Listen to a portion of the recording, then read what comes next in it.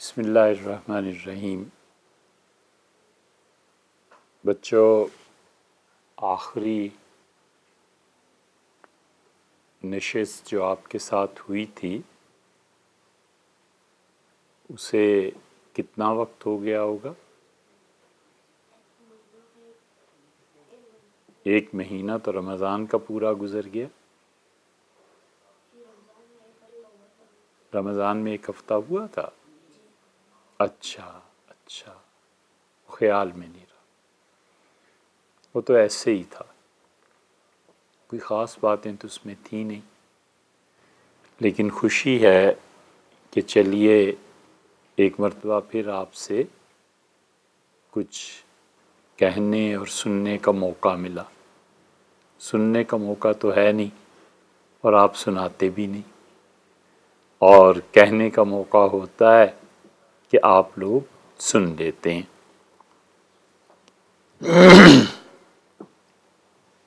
تذکرہ اس سے پہلے ایک کتاب کا ہو رہا تھا، اس کتاب کا نام کیا تھا؟ حالی۔ حالی تو کتاب لکھنے والوں کا نام تھا، اس کتاب کا نام کیا تھا؟ مسدس حالی۔ دیکھا آپ نے؟ اور مسدس حالی کی تشریح کی ایک بات چل رہی تھی، اور حالی ان کا اصل نام کیا تھا؟ الطاف حسین حالی۔ حالی جو تھا یہ ان کا تخلص تھا، اور الطاف حسین ان کا اصل نام تھا، اور وہ اس بر صغیر میں جن لوگوں نے مسلمانوں کی حالت بدلی، اور علی گڑھ میں یونیورسٹی میں خاص طور پہ جن لوگوں نے اس تحریک کو پروان چڑھایا، اور جس تحریک نے مسلمانوں کی فلاح و بہبود کا سوچا، ان اچھے کام کرنے والوں میں سے ایک یہ حالی تھے، الطاف حسین حالی۔ اور ان سے یہ کتاب مسدس کس نے لکھوائی تھی؟ سر سید احمد خان۔ اور آپ کو غالباً بتایا تھا کہ سر سید کو اس پہ اتنا فخر تھا کہ وہ کہتے تھے کہ قیامت میں اللہ تعالیٰ نے اگر دریافت کیا کہ تم کیا چیز لائے ہو، زندگی میں کیا کیا ہے، تو میں حالی کی یہ مسدس اللہ کے سامنے رکھوں گا، پیش کروں گا، اور میں کہوں گا کہ اللہ حالی سے لکھوا کے لایا۔ وہ مسدس جب آپ پڑھیں گے تو حالی نے اس میں کئی ایک کام کیے ہیں۔ ایک تو انہوں نے اچھے معنی میں امت مسلمہ کے پاسٹ کو گلوریفائی کیا۔ امت مسلمہ کیا کام کرتی رہی، مسلمان لوگ کیا کام کرتے رہے، ان کے بچے کیسے تھے، ان کی کیا کیا دلچسپیاں تھیں، پھر مسلمانوں نے حکمرانی کیسے کی، اور پھر اسی کے ساتھ ساتھ انہوں نے یہ بھی بتایا ہے کہ ہم کون کون سے غلط کام کرتے ہیں جس کی وجہ سے دنیا بھر میں اس وقت مسلمانوں کی عزت کو خطرات لاحق ہیں، اور جو کچھ حالی نے اس وقت کہا تھا بیٹے وہ اب ہماری آنکھوں کے سامنے۔ اور حالی بہت بڑے آدمی تھے، یہ چند ایک لوگ، نواب محسن الملک تھے، ایک علامہ الطاف حسین حالی تھے، علامہ شبلی نعمانی تھے۔ سر سید دین اور مذہب کو چھوڑ کر باقی چیزیں جو تھیں ان کی، انہوں نے بہت سی اچھی چیزیں اس امت کے عروج کے لیے کی، اچھائیاں بھی تھیں، برائیاں بھی تھیں۔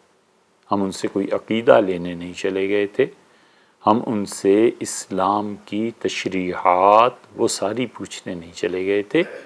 بہت سی چیزیں ایسی تھیں جب آپ بڑے ہوں گے تو آپ کو بیٹے یہ بات سامنے نظر آئے گی کہ سر سید کس پہلو کے اعتبار سے بہت اچھے تھے اور کس پہلو کے اعتبار سے سر سید نے بہت زیادتی کی۔ یہ دونوں چیزیں جب آپ پڑھیں گے آپ کو ملیں گی اور نظر آئیں گی۔ اور بار بار جس چیز کا حوالہ ہم دیتے رہے ہیں اور اب بھی آج بھی وہ حوالہ دیں گے کہ سر سید نے جتنے کام زندگی میں کیے، مقالات سر سید کے عنوان سے لاہور سے ایک کتاب ترقی اردو ادب والوں نے چھاپی ہے 17 جلدوں میں۔ وہ 17 جلدیں کبھی آپ پڑھیں تو آپ کو پتہ چلے گا کہ سر سید کی اصل تھیم کیا تھی۔ گاندھی جی پہ بھی ایسے ہی چھپا ہے، نہرو اینڈ ہز ورکس یہ بھی چھپا ہے، لینن اینڈ ہز ورکس وہ بھی چھپا ہے۔ لینن کی جو چیزیں ہیں وہ غالباً 23 جلدوں میں ہیں۔ مدت ہوئی بیٹے اس کتاب کو پڑھے اور دیکھے۔ اسی طرح سر سید کو ہم پڑھنا چاہتے تھے، لیکن جب ہم نے ان کی یہ 17 جلدیں پڑھیں حرف بہ حرف اور سطر بہ سطر اور ایک ایک صفحہ، تو ہمیں ان کی شخصیت کا اندازہ ہوا کہ وہ کتنی ہمہ جہت شخصیت تھے۔ ان میں سے کچھ پہلو اچھے تھے، کچھ پہلو برے تھے، لیکن جو تحریک انہوں نے اٹھائی تھی اس میں الطاف حسین حالی نے مسدس کی، اور علامہ حالی رحمۃ اللہ علیہ بہت بہت زیادہ گہری فکر کے اور اعلیٰ ترین انسانی اخلاقیات جو ہوتی ہیں اس کے حامل۔ انسانوں میں اچھے لوگ بھی پائے جاتے ہیں، برے لوگ بھی پائے جاتے ہیں، مگر بیٹے جو لوگ اس کے جتنا قریب رہتے ہیں نا، پھر اس شخصیت کو اگر نظر اچھی ہو تو وہ جانچ لیتے ہیں، پرکھ لیتے ہیں کہ ان میں کیا خوبی پائی جاتی ہے، کیا خامی پائی جاتی ہے۔ مولانا وحید الدین پانی پتی تو پانی پت کے ہی رہنے والے تھے، اور علامہ حالی کہاں کے تھے؟ دیکھیے آپ نے بھلا دیا نا، حالی بھی پانی پتی تھے۔ پانی پت ہم گئے ہیں، ان کے مزار پہ بھی گئے۔ پانی پت کس وجہ سے مشہور ہے؟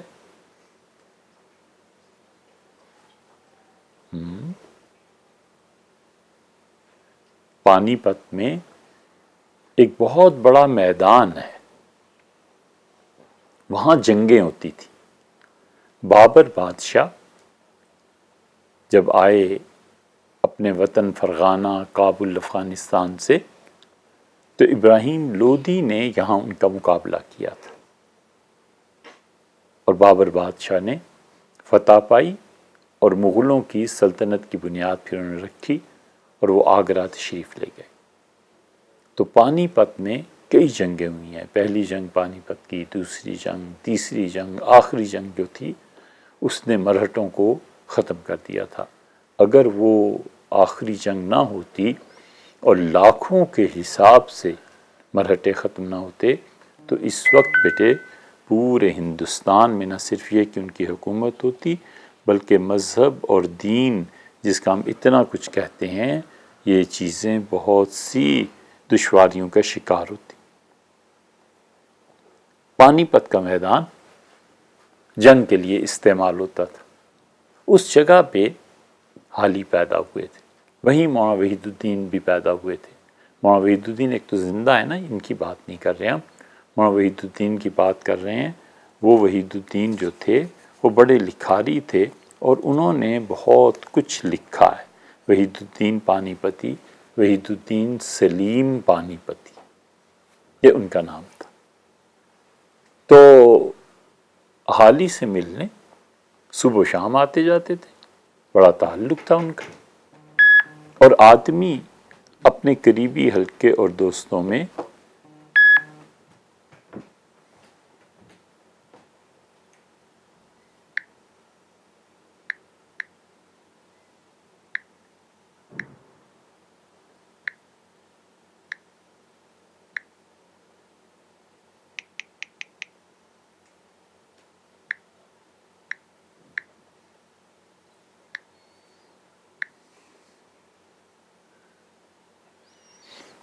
آدمی اپنے دوستوں کے حلقوں میں قریبی جگہ پر جہاں رہتا ہے تو اس کے دوست اور مختلف افراد وہ پھر اسے جج کرتے رہتے ہیں کہ کس موقع پہ اس کا کیا ریئیکشن تھا، اور بعض اوقات بعض شخصیات بہت بلند و بالا ہوتی ہیں، اور ہم میں سے ہر شخص نہیں جان سکتا کہ اس انسان نے یہ کام کس غرض سے کیا۔ وحید الدین نے حالی کی سوانح بھی لکھی ہے۔ آدمی کی شخصیت کو گھر کے ملازمین بھی اچھی طرح سے پہچانتے ہیں۔ گھر میں جو ملازم ہوتے ہیں، جو آپ کے مختلف کام کرتے ہیں، وہ جانتے ہیں کہ اس وقت کسی کا کیا حال ہے، ان کا مزاج کیسا ہے، زبان کیسی ہے، گفتگو کیسی کرتے ہیں، گھر میں گالیاں دیتے ہیں کہ نہیں دیتے، ان کو غصہ آتا ہے یا نہیں آتا، آتا ہے تو کس بات پہ آتا ہے۔ یہ گھر میں آنے جانے والے لوگ بہت اچھے طریقے پہ جانتے اور سمجھتے بھی ہیں۔ حالی کی شخصیت کی عظمت کا بیٹے اس سے اندازہ لگائیں کہ ان کے ہاں بہت سے ملازم زندگی پر آتے رہے اور جاتے رہے۔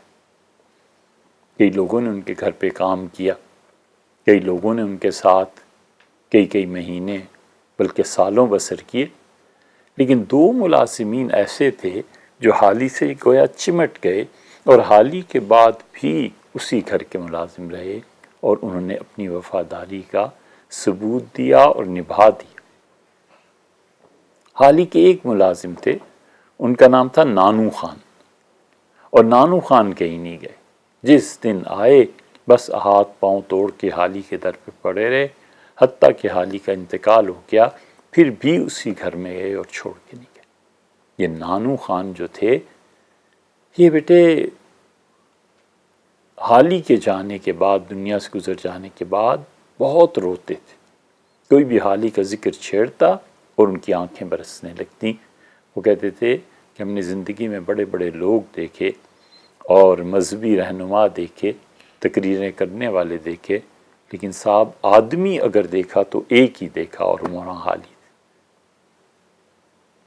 اتنی زیادہ انسانی ہمدردی، انسانوں کے ساتھ رہنا، انسانوں کے ساتھ چروکیا ان میں پایا جاتا تھا کہ نانو خان نے ایک مرتبہ کیا کیا، وہ کہتے ہیں پانی پت میں مٹی کا تیل نیا نیا آیا تھا۔ اس سے پہلے مٹی کا تیل ہم نے دیکھا ہی کبھی نہیں تھا۔ آپ میں سے کسی نے مٹی کا تیل دیکھا ہے؟ کسی کوئی ایسا بھی ہے جس نے نہ دیکھا ہو؟ بہت سے بچے ایسے ہیں نا جنہوں نے مٹی کا تیل نہیں دیکھا، اس لیے کہ اب گیس پہ سب چیزیں پکنے لگیں اور آپ کو پکا ہوا کھانا اور ہر چیز ملنے لگی۔ اب بھی بہت سے دیہات میں مٹی کا تیل استعمال کرتے ہیں۔ مٹی کا تیل اس زمانے میں نیا نیا انڈیا میں مشہور ہونا شروع ہوا، اور وہ کہتے ہیں کہ حالی کے یہاں مٹی کا تیل آیا، اور مٹی کے تیل کی جو کپی تھی، وہ اس کپی سے تھوڑا تھوڑا وہ ٹپکتا تھا، اور اس کپی میں لیکیج تھی، اس میں ذرا سا کوئی سوراخ تھا، اور اس سے قطرہ قطرہ وہ ٹپکتا رہتا تھا۔ تو ہوا یہ کہ انہوں نے اس کو ایک سہنک میں رکھ لیا۔ سہنک آپ جانتے ہیں؟ سہنک کسے کہتے ہیں؟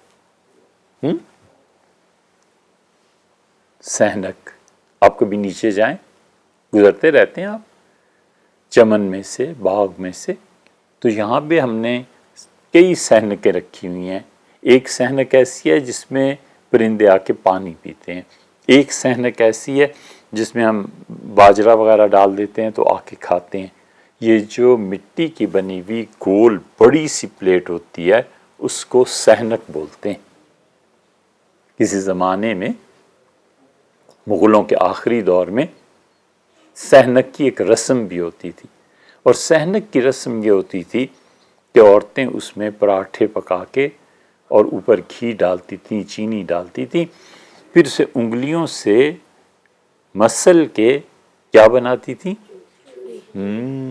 چوری۔ آپ کو یاد ہے؟ کس کس نے گھر میں چوری کھائی ہے بھئی؟ اوفو، والدہ نے کھلائی ہوگی چوری، ہے نا؟ سب بچوں نے ہیں، خوب خوب۔ اچھا، تو بیٹے وہ چوری بناتی تھی، اور اس کو پھر وہ بہت سی بیہودہ رسومات، خود یہ بڑی بیہودہ رسم تھی، اس کو کہتی تھی کہ بی بی فاطمہ کی سہنک۔ بی بی فاطمہ سے کیا مراد؟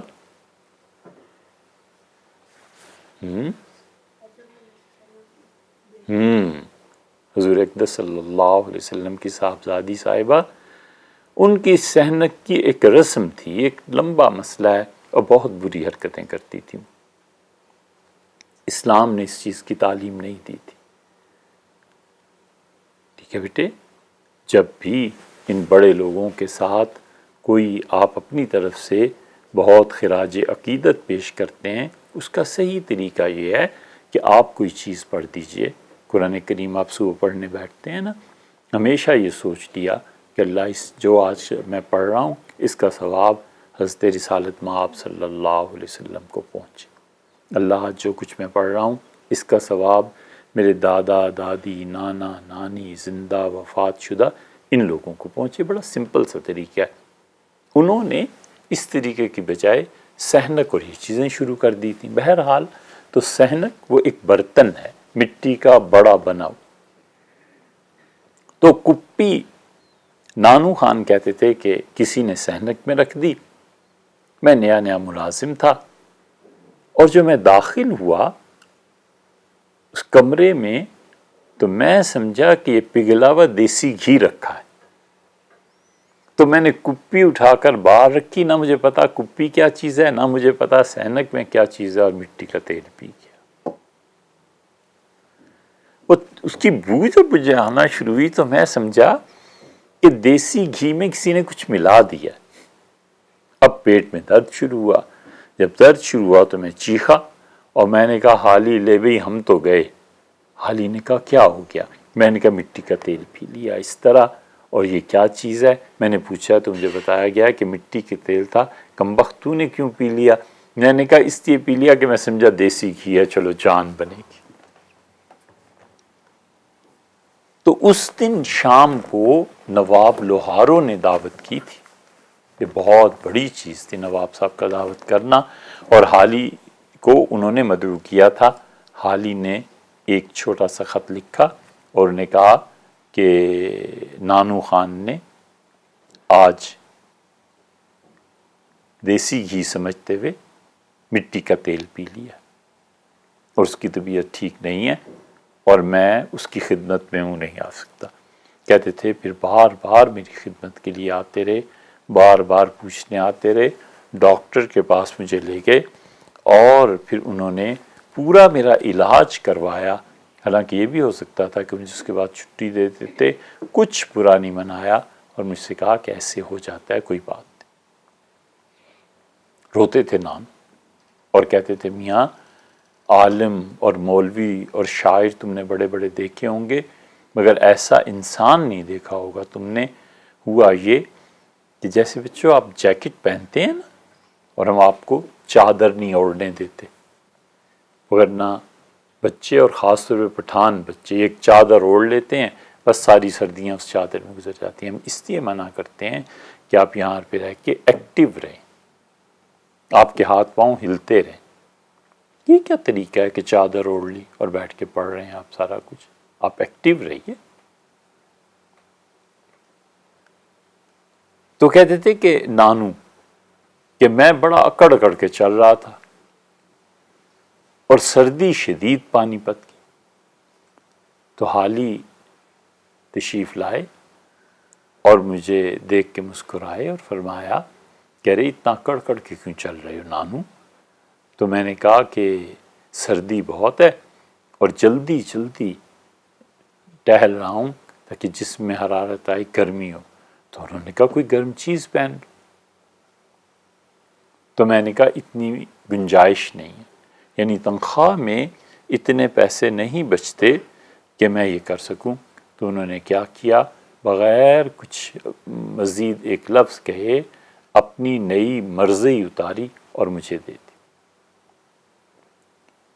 وہ بھی ایک جیکٹ کی طرح کا لباس تھا، اور کپڑے کے اندر روئی رکھ کے بہت خوبصورت سلائی کر دیتے تھے، جسے آپ کہتے ہیں نا واسکٹ، اس طرح کی ایک چیز ہوتی تھی، اور اس میں بازو کھلے رہتے تھے لیکن سینہ کمر وغیرہ سب ڈھانپی رہتی تھی۔ تو بہت خوبصورت چیز ایسی یہ لوگ بنایا کرتے تھے ہندوستانی، اب تو بہت کم ہو گیا۔ واسکٹ اسی کی ایک شکل ہے بات کی، لیکن وہ بہت گرم ہوتی تھی۔ میں نے کہا یہ بالکل نئی چیز ہے، آپ ہمیں کوئی پرانی واسطے دے دیجئے گا، نہیں نہیں کہ تم حقدار ہو، نہیں تم پہ۔ یہ انسانیت تھی، یہ انسانوں کے ساتھ اچھا سلوک تھا، انسانوں کے ساتھ اچھا رویہ تھا۔ اس لیے بیٹے ہمیشہ انسان کو عملی زندگی میں انسانوں کے ساتھ بہت اچھا رویہ اختیار کرنا چاہیے۔ انسان انسانوں ہی سے پہچانا جاتا ہے۔ انسان انسانوں کے ساتھ جو اخلاقیات ہیں نا، آپ کتنا کسی کے کام آتے ہیں، اور یہ پھر اللہ کے لیے کہ اللہ سے ثواب لینا ہے، اس انسان سے ہمیں کچھ نہیں لینا۔ آپ نے بھوکے کو کھانا کھلایا، اس نے کہا کیا کھانا کھلایا ہے، اس میں تو اتنی کرچ تھی، کیا فائدہ ایسے کھانے کے، اس میں مرچیں تھیں، کیا پانی آپ نے پلایا، ٹھنڈا ہی نہیں تھا۔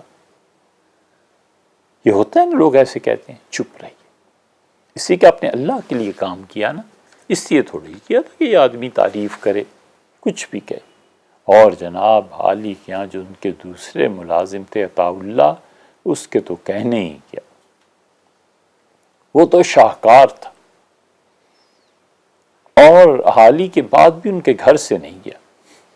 ہمیشہ حالی کا تذکرہ آتا تھا تو دھاڑے مار کے روتا تھا، کہتے تھا دیکھو مجھ جیسے آدمی کو حالی نے ملازم رکھا۔ حالی ایک نے اپنا کام کر رہے تھے، دستک ہوئی دروازے پہ، انہوں نے جا کے دیکھا، اس نے کہا مجھے، عطا اللہ نے کہا مجھے اپنے یہاں ملازم رکھ لیجئے۔ حالی نے ایک نظر دیکھا اور کہا کل سے رہیے، اپنی ضروری چیزیں سامان لے کے آ جائیے اور کل سے رہیے۔ اور عطا اللہ کو انہوں نے اپنا ملازم رکھا۔ عطا اللہ کی سب سے بڑا وصف اور خوبی پہلے نمبر یہ کہ بہرا تھا، سنائی نہیں اسے دیتا تھا، چیختے رہو، وہ بار بار اشارے سے کہتا تھا مجھے نہیں سمجھ آتی، سنائی نہیں دیتا، چیخ چیخ کے حالی کو سمجھانا پڑتا تھا کہ یہ کام کرنا ہے اور یہ کام نہیں کرنا۔ اور دوسری چیز وہ یہ تھی کہ ایک ٹانگ اس کی بیکار تھی، لنگڑا بھی تھا۔ اب کہاں ایک آدمی جس کی دونوں ٹانگیں اور ایک ٹانگ ہی پوری نہ ہو، سلامت نہ ہو، تو اب اس کو کون ملازم رکھے؟ اور تیسری چیز اس کی یہ تھی کہ اسے غصہ بہت زیادہ آتا تھا، اور چوتھی ہاتھ بھی ٹھیک نہیں تھے، پکڑنا کچھ چاہتا تھا، ہاتھ کہیں اور پڑتا تھا، انگلیاں ٹیڑھی تھیں، برتن گر جاتے تھے ہاتھ سے۔ تو عطا اللہ میں یہ ساری چیزیں موجود تھیں۔ حالی نے اسے دیکھا کہ ہاتھ اس کے ٹھیک نہیں، پاؤں اس کے ٹھیک نہیں، سنتا یہ نہیں، ذرا سی بات کرو تو غصے میں چیخنے لگتا ہے، کیا کیا جائے؟ لیکن انہوں نے اسے ملازم رکھ لیا۔ غالباً یہ سوچا ہوگا کہ اگر میں اسے پھیر دوں تو پھر اس کی زندگی کا کیا بنے گا، کھائے پیے گا کہاں سے، چلو ہم اسے نبھا لیتے ہیں۔ اچھے آدمیوں کے ساتھ اچھا ہر کوئی کرتا ہے بیٹے، بڑا آدمی وہ ہے جو برائی کے مقابلے میں بھی اچھائی دے۔ حضرت رسالت پناہ صلی اللہ علیہ وسلم نے ہمیں یہی سکھایا۔ آپ نے فرمایا لا تکونوا اما، یہ زندگی میں مت کہنا کہ جو ہمارے ساتھ اچھا ہے ہم اس کے ساتھ بھی اچھے ہیں، جو برا ہے ہم اس کے ساتھ برے۔ آپ نے فرمایا تم کہو کہ میں اچھوں کے ساتھ اچھا ہوں، جو میرے ساتھ اچھا رویہ رکھتا ہے میں بھی اس کے ساتھ اچھا رویہ رکھتا ہوں، اور میں بروں کے ساتھ بھی اچھا ہوں، جو مجھے برا کہتے ہیں نا میں ان کے لیے بھی اچھا ہوں۔ اس طرح پرسنالٹی بنتی ہے، انسانی شخصیت بنتی ہے۔ اس طرح بیٹے آپ کو پوری زندگی گزارنی ہے۔ کسی کو آپ پہ غصہ آ گیا، اس نے آپ کو بے نقد سنا دیں۔ یہ بے نقد سنانا کیا ہوتا ہے؟ یہ کیا ہوتا ہے؟ چلیے کبھی اس پہ بات کریں گے کہ برا بھلا کہنا۔ تو یہ سب چیزیں پیش آتی۔ عظیم انسان وہی ہوتے ہیں جو اپنی ذات کے لیے پلٹ کے جواب نہیں دیتے۔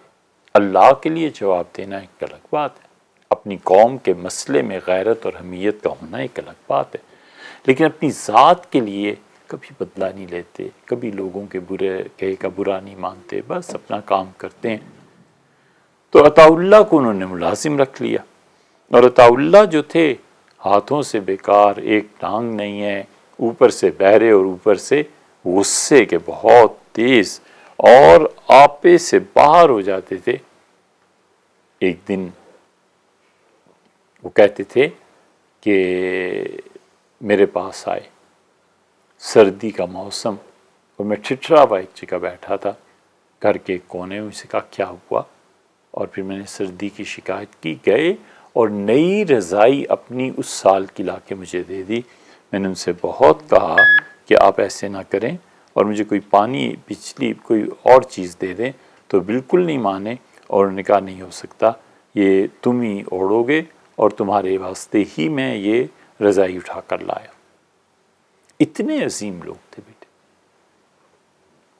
اتنے عظیم لوگ۔ وحید الدین نے بڑا اچھا جملہ لکھا ہے، انہوں نے کہا عطا اللہ ایک تو بہرا تھا، ایک وہ دوسری چیز ٹانگ نہیں تھی، تیسری چیز ہاتھ اس کے کچھ معاملہ تھا، چوتھا غصے کا تیز تھا، اگر پانچواں اگر اندھا ہوتا تو پھر تو حالی کو بہت ہی اچھا لگتا، ہمیشہ اس کے ساتھ اور زیادہ محبت کرتے۔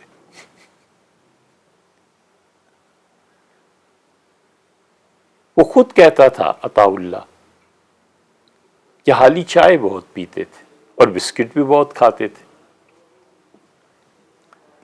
اور مجھے پیسے دے دیتے تھے، میں چینی لے کے رکھ لیتا تھا اور بسکٹ کے ڈبے بھی، جب میرا جی چاہتا تھا بسکٹ جتنے مرضی کھاتا رہتا تھا۔ سردیوں میں چائے میں بھی چینی استعمال کرتا تھا، گرمیوں میں شربت بنا بنا کے پیتا رہتا تھا۔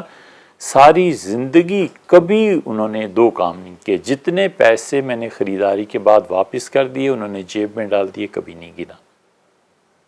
یہ حیا تھی، شرم تھی کہ گنوں، دوسرا کیا سوچے گا کہ مجھ پہ اعتبار نہیں۔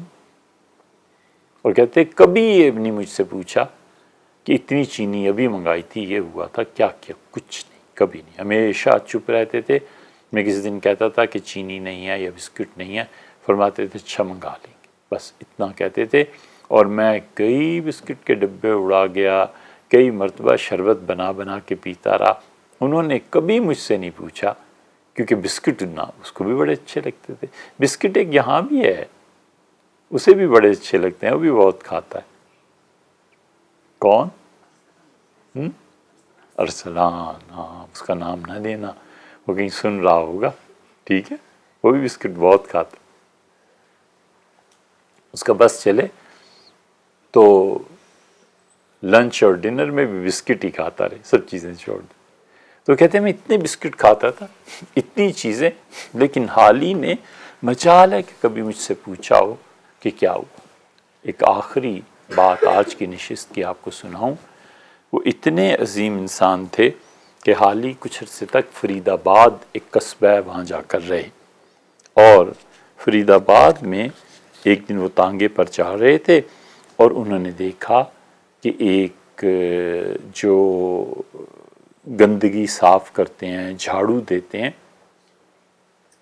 ان کا ایک بچہ ایک گہری نالی میں گر گیا، نالہ ہی سمجھو اسے، سارا نالا کیچڑ سے گندگی سے بھرا ہوا، اور وہ بچہ ایسے چلتے چلتے ایک دم سے اسے ٹھوکر لگی اور جا کے گرا۔ یہ دیکھ رہے تھے حالی۔ تانگا جب قریب پہنچا تو سب ہندو لوگ کھڑے رام رام رام رام کرتے، رام رام رام رام رام رام رام، یہ مطلب کیا ہو گیا، اللہ بچائے، خدا، ایسے۔ تو حالی نے تانگا رکوایا اور اس نالے میں چلے گئے، کیچڑ اور گندگی میں اس کا ہاتھ پکڑا، اس بچے کو باہر نکالا، اس کے کپڑے اتارے جو سب تر بتر ہو گئے تھے گندگی سے، اور کپڑوں کو ایک ہاتھ میں پکڑا اور بچے سے پوچھا اس کے گھر پتے کا، جا کر لے چلے وہاں کے لیے۔ اور انہوں نے بڑا اچھا جملہ ہندوؤں سے کہا، بیٹے یہ ہم مسلمانوں کے لیے بھی سمجھنے کی بات ہے۔ انہوں نے کہا جس رام رام کا نام آپ جپ رہے ہیں نا، اگر آپ چاہتے تو اس کا جلوہ اس ننھے بچے میں آپ کو نظر آتا، یہ ایسا جملہ، اس پہ بیٹے کتاب لکھی جا سکتی ہے۔ کمال کی بات انہوں نے کی۔ انہوں نے کہا جس خدا کو آپ پکارتے ہیں اور خدا کو خوش کرنا چاہتے ہیں، تو آپ کو یہ نظر نہیں آتا کہ ایک بچہ نالے میں گرا ہوا ہے، آپ اسے نکالیں، اس کے کپڑے صاف کر دیں، نہلا دھلا دیں، اسے اس کے والدین تک پہنچا دیں، تو خدا اس عمل سے خوش ہوگا۔ صرف زبانی طور پہ ہم مسلمان بھی ایسے ہی ہوتے جا رہے ہیں بیٹے، نماز روزہ اللہ اللہ، اور جب ہمارے اپنے بھائی، ہماری اپنی بہنیں، ہمارے اپنے خاندان، معاشرے میں کوئی آدمی دکھ میں گرفتار ہوتا ہے تو ہم اس کے دکھ کو کم کرنے، ازالہ کرنے کی کوشش نہیں کرتے، ہمدردی کر لیں۔ نہیں کچھ کر سکتا تو ہمدردی تو کی جا سکتی ہے نا، جا کے تسلی تو دی جا سکتی ہے۔ غالب نے بھی اسی کا رونا رویا۔ غالب کون تھے؟ شاعر بہت بڑے۔ انہوں نے کہا یہ کہاں کی دوستی ہے کہ بنے ہیں دوست ناصح،